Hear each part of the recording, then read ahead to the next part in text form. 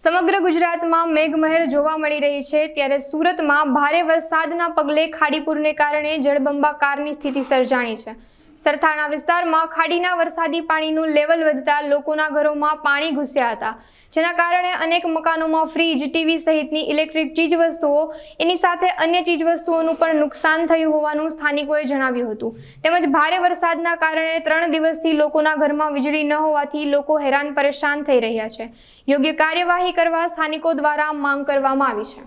Rameshbhai Shubham park સોસાયટીના પ્રમુખ। પાણી સાહેબ વર્ષો વર્ષ આવી જાય છે। આ રીતનું ખાડી દર વર્ષે ચોખ્ખી કરાવવાની કહી છે, એસએમસીમાં કહી, બધાને કહી, તો કોઈ વર્ષે ખાડી ચોખ્ખી કરતા નથી, જાડી જાડવા કાપતા નથી કોઈ।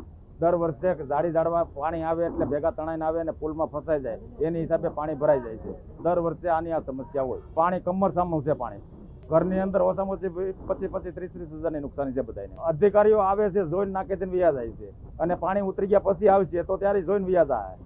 જે વસ્તુ ચોખ્ખી કરવાની છે એ વસ્તુ ચોખ્ખી નથી થતી। વસ્તુ તો અત્યારે કોઈ ઘરમાં છે જ નહીં, કોઈ પાસે લાઇટ નથી। લાઇટનો તો કેબલ ભરી ગયેલો છે, તો લાઇટનો જીએબીને કેબલ કીધું ઉપર નાખ દેવાનો, તો અત્યારે આ પાણીની અંદર કેબલ કે અમે નાખવા ન આવી।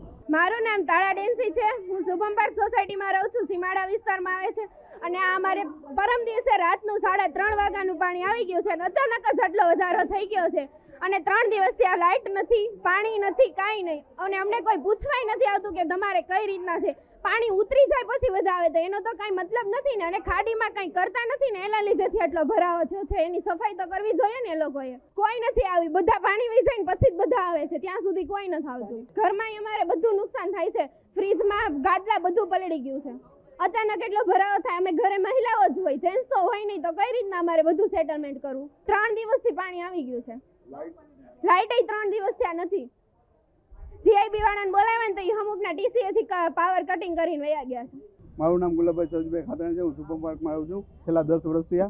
મારે ગ્રાઉન્ડ ફ્લોરનું મકાન છે, ત્યાં પાણી બહુ ભરાઈ ગયું હતું, 1.5 થી 2 ફૂટ, અને ખાડી સાફ ન થવાના કારણે, અને ખાસ કરીને એવું કે વેરા બિલ લેવા ટાણે આવે છે, વેરા બિલ છે જે પણ લેટ થાય છે તો વ્યાજ લઈ લે છે, કામ કરવા ટાણે કામ કરવા આવતું નથી મ્યુનિસિપાલિટી, અને આવે તો ક્યારે આવે છે બધું પતી ગયા પછી।